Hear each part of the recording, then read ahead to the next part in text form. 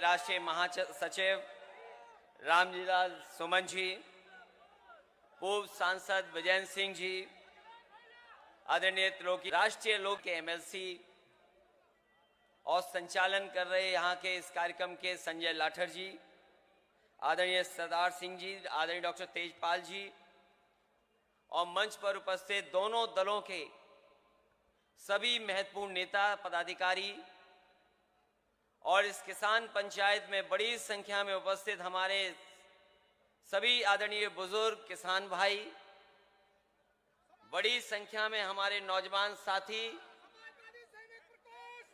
हमारे तमाम फौज के रिटायर्ड सभी सैनिक भाइयों और पत्रकार साथियों और उस मंच पर बैठे हुए हमारे सभी सांस्कृतिक प्रकोष्ठ के भी और तमाम हमारे और दोनों दलों के नेता, मैं सबसे पहले आरएलडी और समाजवादी पार्टी के सभी कार्यकर्ताओं को बहुत बहुत बधाई देना चाहता हूं इस किसान पंचायत के लिए। और ये जो हमारे किसान भाई बैठे हैं, मैं आपका धन्यवाद देता हूं कि जिस तरीके से आप लड़ाई लड़ रहे हैं और जिस तरीके से आप एकजुट दिखाई दे रहे हैं, कोई घबराया हो ना हो, लेकिन भारतीय जनता पार्टी के लोगों को पता लग गया है कि अब किसान रुकने वाला नहीं है और किसान तभी रुकेगा जब तीनों कानून इस देश से बाहर चले जाएंगे, तीनों कानून का सफाया हो जाएगा। मैं संजय लाठर जी को बधाई देता हूं और मैं सोच भी रहा था कि आखिरकार इतनी बड़ी किसान पंचायत में उन्होंने हमें लाठी क्यों दी। और ये मुझे लगता है ये बुजुर्गों ने कहा होगा कि लाठी से अच्छी कोई चीज नहीं है, आप लाठी से सम्मान करिए इनका। मैं बधाई देता हूं कि हमें लाठी दी, लेकिन हम और जयंत चौधरी जी दोनों नौजवान हैं, अभी लाठी की जरूरत नहीं है,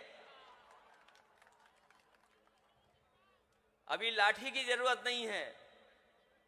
लेकिन जब आपने लाठी दे दी है तो कम से कम हम दोनों लोग ये जानते हैं कि लाठी कहां चलानी है।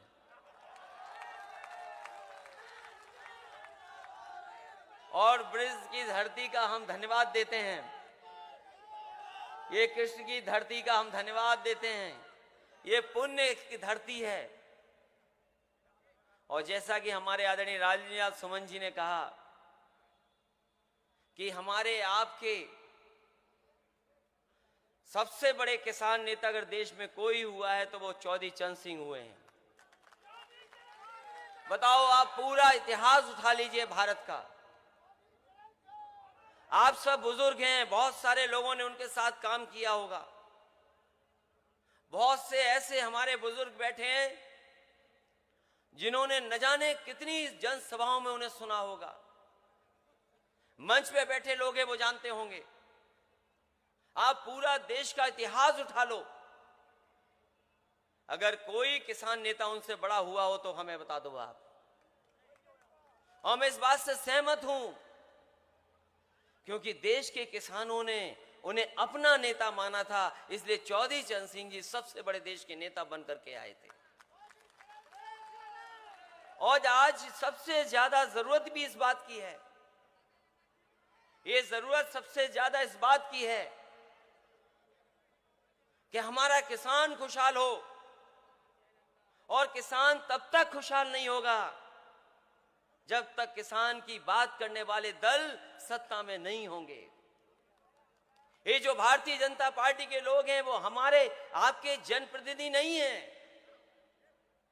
इनका एक एक फैसला उठा करके देखो, हम यहां बुजुर्ग जितने बैठे, जितने सभा में लोग हैं, याद कीजिए जब नोटबंदी की थी, हमने आपने सबने भरोसा कर लिया कि यह फैसला है जिससे भ्रष्टाचार और काला धन वापस आ जाएगा, भ्रष्टाचार खत्म हो जाएगा, काला धन वापस आ जाएगा, सबने भरोसा कर लिया। बताओ आज कितने साल गुजर गए हैं, कौन सा काला धन वापस आ गया बताइए आप। और जीएसटी जो लागू की गई, जीएसटी कानून, जो जीएसटी कानून लागू हुआ था, आधी रात में जिस तरीके से देश की आजादी का जश्न मनाया गया था, उसी तरीके से जीएसटी लागू हुई। जीएसटी लागू हो जाने के बाद बताओ कौन सा कारोबार हमारा बढ़ गया। अभी वैश्विक महामारी आई, दुनिया में किसी ने ऐसा लॉकडाउन नहीं किया होगा, दुनिया में किसी ने ऐसी पाबंदियां नहीं लगाई होंगी, लेकिन भारतीय जनता पार्टी के लोगों ने कैसी पाबंदियां लगा दी। ये सच है कि वो वैश्विक महामारी से बचने के लिए हमें और आपको सबको अपनी नाक और मुंह बंद करना पड़ गया। हमने भरोसा किया उनका, भारतीय जनता पार्टी के लोगों का। उन्होंने कहा कि आपको मास्क पहन के रहना पड़ेगा। आपने सबने नाक और मुंह बंद कर लिया। लेकिन हम जानना चाहते हैं, बताओ भारतीय जनता पार्टी को कौन सी वैश्विक महामारी है कि उन्होंने अपनी आंख और कान बंद कर रखे हैं। उन्हें किसानों का न दुख समझ में आ रहा है, न किसानों की तकलीफ समझ में आ रही है। याद कीजिए वो समय जब कहा कि हम आय दोगुनी कर देंगे। ये सब खेती करने वाले बैठे हैं, ये दिन रात खेत में काम करते हैं। बताओ कौन सी पैदावार की आय दोगुनी हो गई। धान आया, बिक गया, किसी ने पूछा नहीं। कौन सी फसल की पैदावार बढ़ गई। और यही नहीं, बताओ इस वैश्विक महामारी में डीजल और पेट्रोल की कीमत कितनी बढ़ा दी। डीजल पेट्रोल जो लोग ट्रैक्टर से चल करके आए होंगे, जो खेती करते होंगे, वो पूछिए डीजल पेट्रोल कितनी बढ़ गई। हम ये जानना चाहते हैं इस किसान पंचायत के माध्यम से कि जो डीजल पेट्रोल की कीमत बढ़ी है, वो आखिरकार उसका मुनाफा का जा रहा कहां रहा है। इसलिए साथियों, जहां दिल्ली की सरकार ने 3 कानून हम पे लागू कर दिए, वहीं हमारे मुख्यमंत्री जी ने भी कुछ कम काम नहीं किए हैं। और शायद ही ऐसे मुख्यमंत्री किसी को मिले होंगे। पहनावे से और कहने से तो योगी हैं, लेकिन जो हमने पढ़ा है गीता में, जो हमें जानकारी मिली है, वो यही है कि योगी वही होता है जो दूसरे का दुख अपना दुख समझे। बताओ ये योगी हैं क्या? क्या हमारे किसानों का दुख दर्द समझ पा रहे हैं? कोई दुख हमारा समझ पा रहा है कि नहीं समझ पा रहा? और इधर तो अभी हरी टोपी तक बात नहीं आई है, हरी सफेद टोपी तक बात नहीं आई है, अभी तक तो लाल टोपी पे रुका हुआ है मामला। और ये हमारे किसान हैं, ये हमारे बुजुर्ग हैं, हमें बुजुर्गों ने यही सिखाया है। और खेत में अगर कोई भड़कता है तो वो लाल रंग देख करके भड़क जाता है, यही तो सिखाया बुजुर्गों ने। बताओ, कभी कभी कुछ खेत में जो होते हैं वो लाल रंग देख करके भड़क जाते हैं,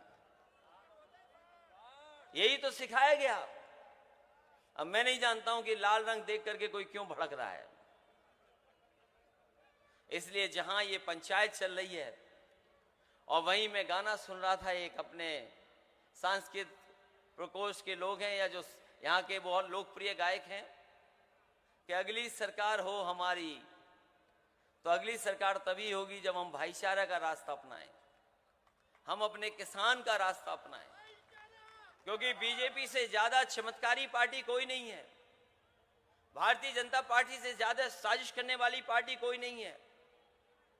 उन्होंने अभी तक जो सत्ता पाई है वो केवल हमें और आपको बांट करके सत्ता पाई है, हमारे और आपके बीच में खाई पैदा कर करके सत्ता पाई है। और जिस समय ये हमारे किसान भाई जागरूक हो जाएंगे, मुझे नहीं लगता है कि वो सत्ता पा पाएंगे। इसलिए हम बहुत सारे अपने किसान भाइयों को बधाई देना चाहते हैं। लगातार हम लोग किसान पंचायत कर रहे हैं, किसानों को जगाने का काम कर रहे हैं, और इस उम्मीद और इस भरोसे के साथ जगा रहे हैं कि आने वाले सख्ती कीमतें, जिन मंडियों में आपको एमएसपी मिलने चाहिए, वो मंडियां बिकने का इंतजाम कर दिया है। जहां देश में ज्यादा मंडियां बननी चाहिए थी, वो मंडियां बंद की जा रही हैं। इसी एक्सप्रेसवे के किनारे लगातार मंडियां बननी थी, और हमने तय किया था कि गाजीपुर तक मंडी बनवाएंगे, लेकिन मंडियां बनना बंद हो गई हैं। मंडियां अगर नहीं होंगी और ऐसे 3 कानून लागू हो जाएंगे, तो सोचिए हमारा आपका जो किसान जो पैदावार कर करके जाएगा वो बाजार में कौन कीमत दे देगा। अगर किसान को बाजार के हालात पे छोड़ दोगे तो किसानों को कोई मुनाफा नहीं हो सकता। ये भारतीय जनता पार्टी के लोग बड़े बड़े उद्योगपतियों से, बड़े बड़े लोग जो कारोबार कर रहे हैं उनसे मिल करके हमारी आपकी खेती को छीनना चाहते हैं। और कोई एक दिन में नहीं छीनेगी, लेकिन जिस तरह के कानून आ गए हैं एक न दिन ऐसा आएगा जिसके बाद आपकी हमारी खेती छिन जाएगी। इसलिए मैं बधाई देता हुआ आरएलडी और समाजवादी पार्टी के सभी कार्यकर्ता साथियों का, संगठन के लोगों का और अपने दोनों पार्टी के नेताओं का कि ऐसे शानदार आपने किसान पंचायत की है। हमें उम्मीद है कि इसी तरीके से अगर किसान को हम जगाते रहे तो आने वाले समय में भारतीय जनता पार्टी का पता नहीं लगेगा। इसके साथ साथ हम अपने फौज के सैनिक भाइयों का विशेष धन्यवाद देते हैं जिन्होंने देश की सेवा की है। ये जहां देश की सेवा कर करके आए हैं, ये किसान परिवार से ही निकल करके इन्होंने देश की सेवा की है। ये इनके भी किसान के परिवार है। इसलिए एक तरफ जहां किसान आए हैं, नौजवान आए हैं और सैनिक आए हैं, हमें उम्मीद है कि आने वाले समय में ये बदलाव दिखाई देगा और ऐसा बदलाव दिखाई देगा कि देश देखेगा कि किसानों की ताकत भी ये ताकत होती है, हैसियत होती है। इन्हीं शब्दों के साथ आप सबका बहुत बहुत धन्यवाद। अपने संजय लाठा से लेकर के सभी लोगों का बहुत बहुत स्वागत और बधाई देता हूँ। आदरणीय अखिलेश जी, आदरणीय जयंत चौधरी जी, सभी सम्मानीय नेतागण और किसान भाइयों, आप लोगों ने ऐसे व्यस्तम समय में आकर के, अमूल्य समय में आकर के हमारी सभा में विचार सुने। मैं आप सभी लोगों